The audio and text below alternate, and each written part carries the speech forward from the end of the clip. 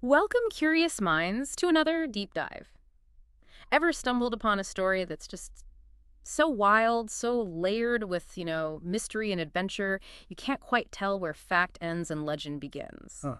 Well, today we're diving into exactly that kind of tale. It's drawn from this really intriguing collection called Captain's Table, Dujonian's Hoard. Right. And this isn't, just a simple treasure hunt in space. Not Yeah, at all. well- It's more like a journey, yeah. Through shifting realities, alliances you wouldn't expect. And just what makes people tick, right? Yeah, Human motivations, alien motivations. exactly. We'll get into some complex ethical stuff, Huh?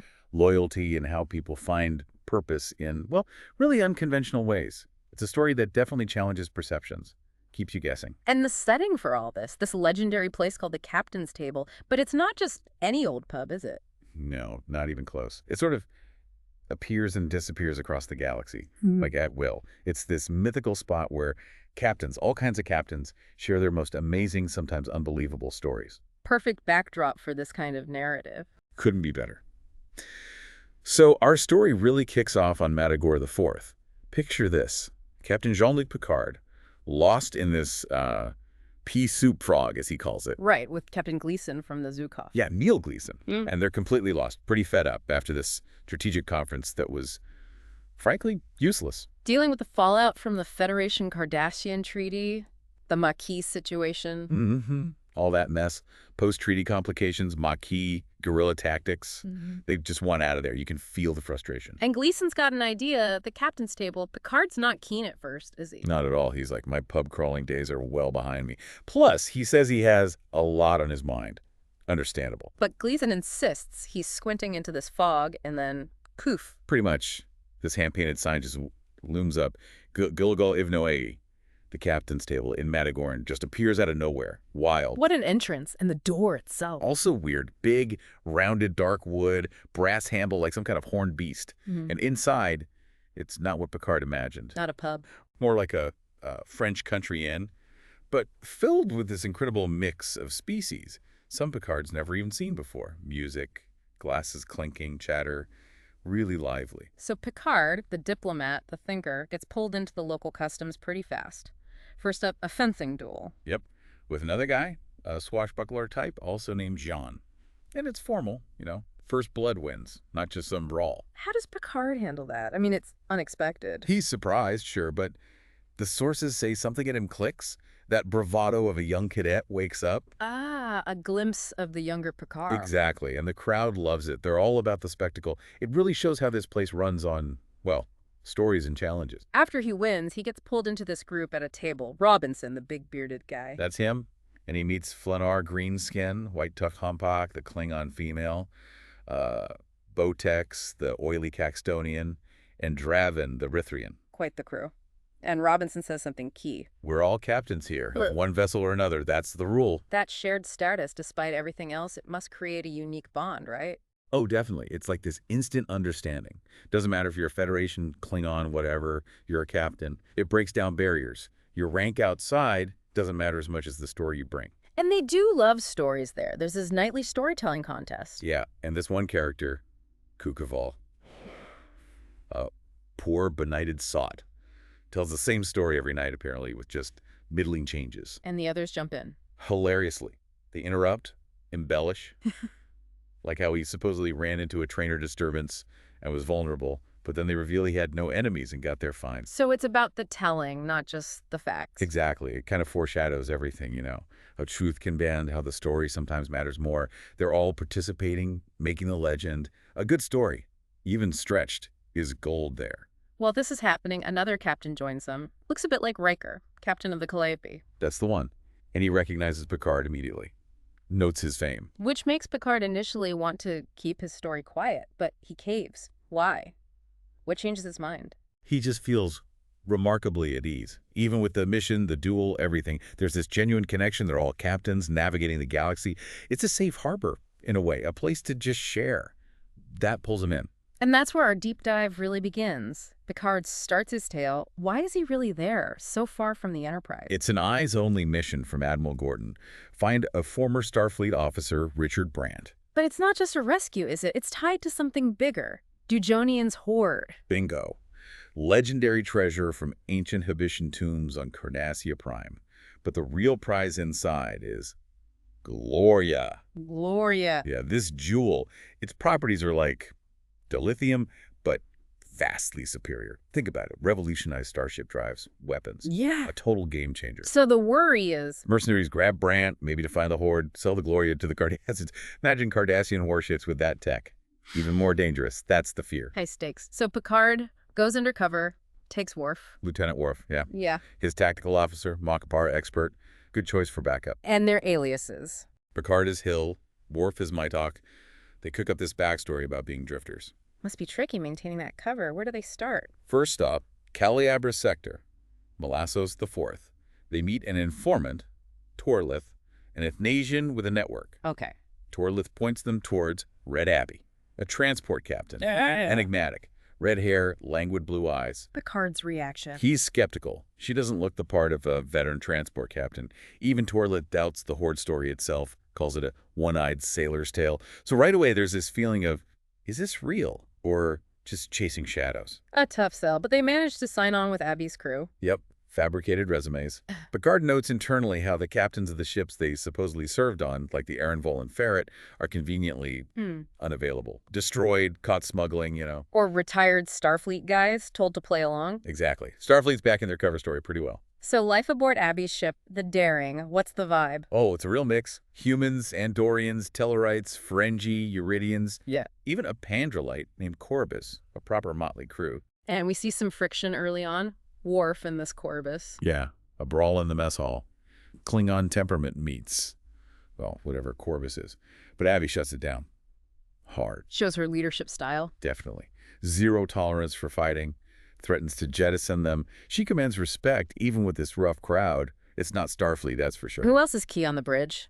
There's Commander Stellanax and Orion, Sturgis, navigation, Dunwoody, operations, and Shield, a Trill engineer. Okay, so the team is assembled, the cover's holding, barely, and then things escalate. Big time. Pirates.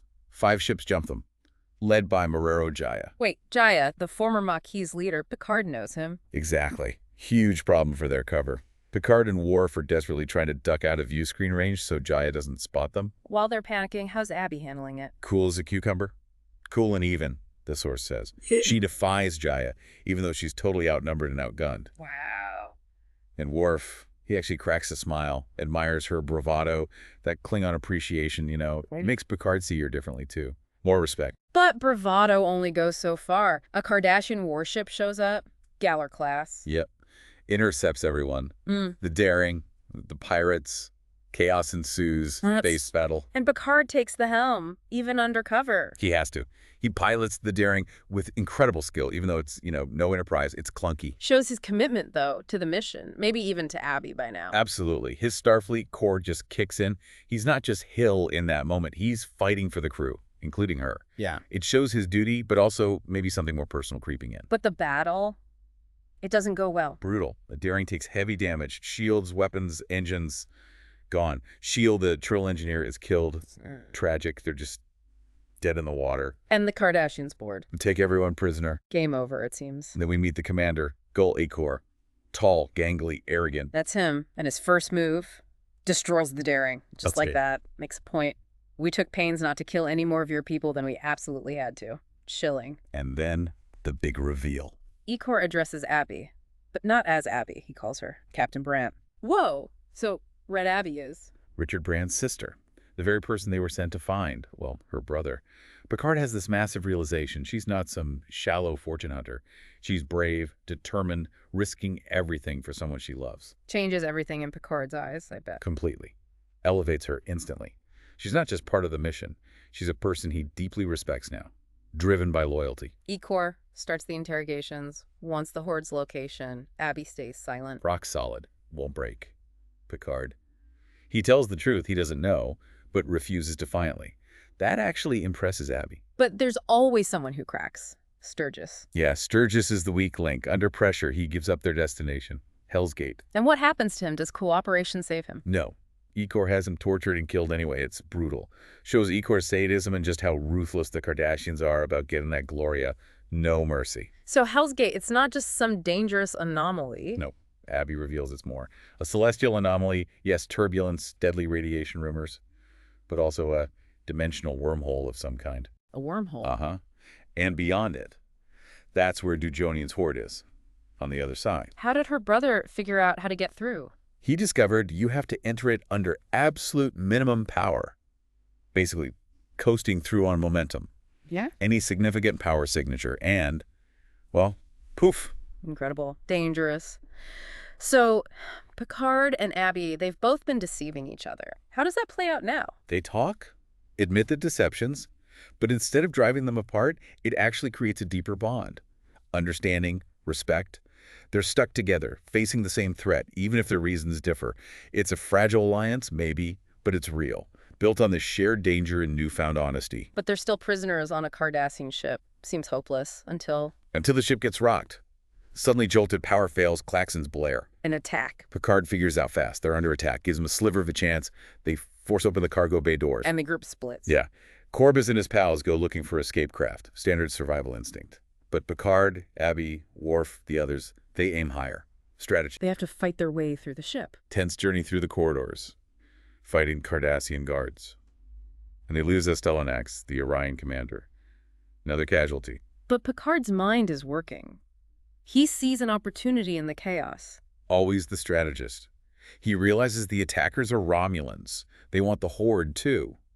He uses Ecor's workstation, gets into the command network, learns the Romulan commander is Takanis. Okay, so Romulans are attacking the Cardassians. How does he use that? Ingenious plan. They sneak through a ventilation shaft to an unguarded transporter room. And beam onto the Romulan ship during the attack. Exactly. Beams aboard the Romulan warbird, quickly takes down the crew with Thadok's help. He's the half-Romulan from Abby's original crew and seizes the bridge. That's incredibly bold. How does he secure the ship? Ruthless efficiency.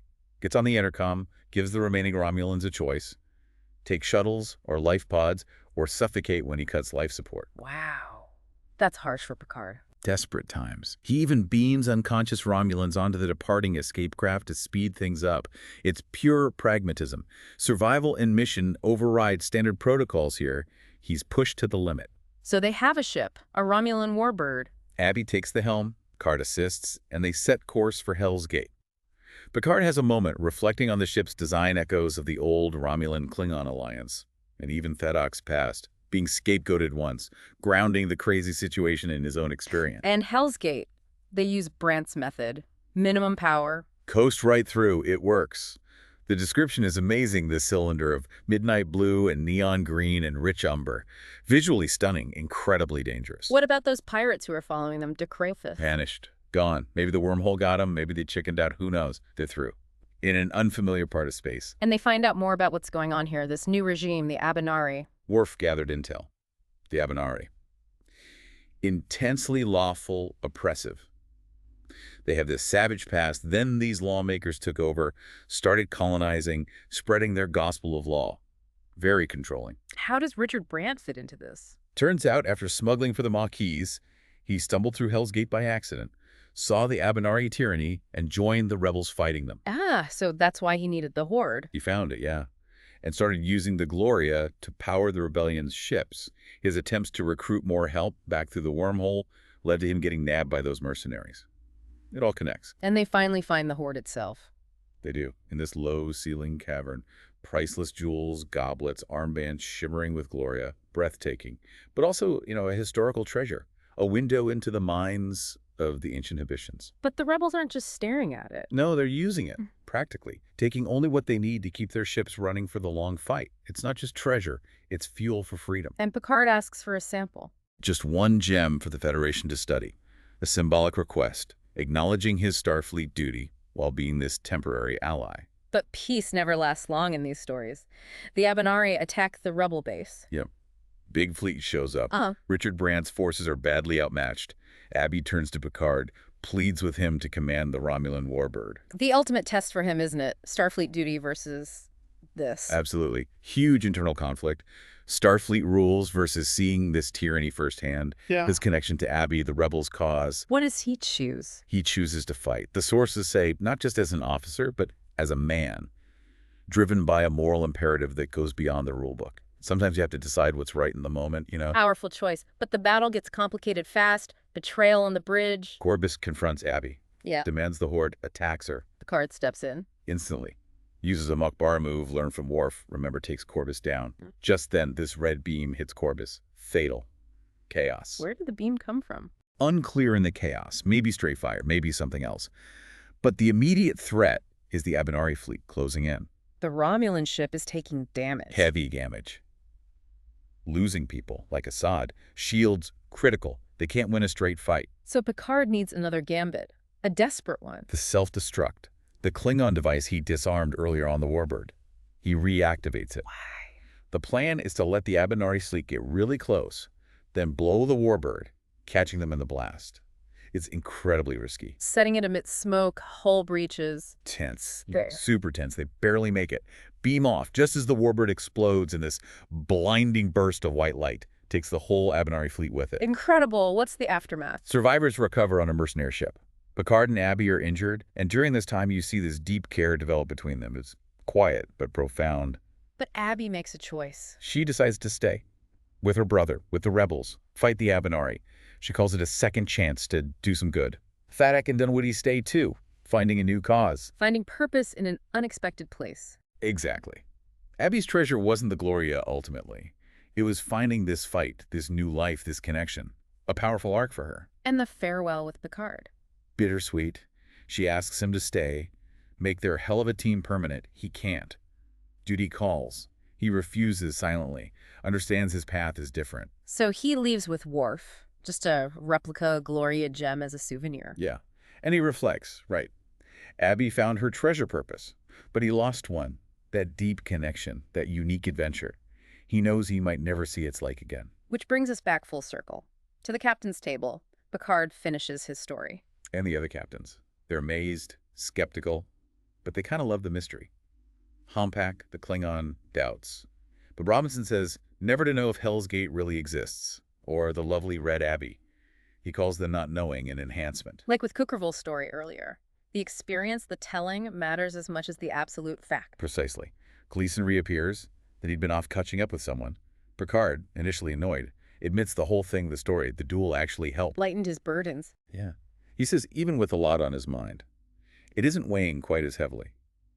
Immersing himself in this wild tale gave him perspective on his real-world problems. Fascinating, isn't it? It really is. Which leads to a thought for you, listening. When you encounter a story, information, what matters more?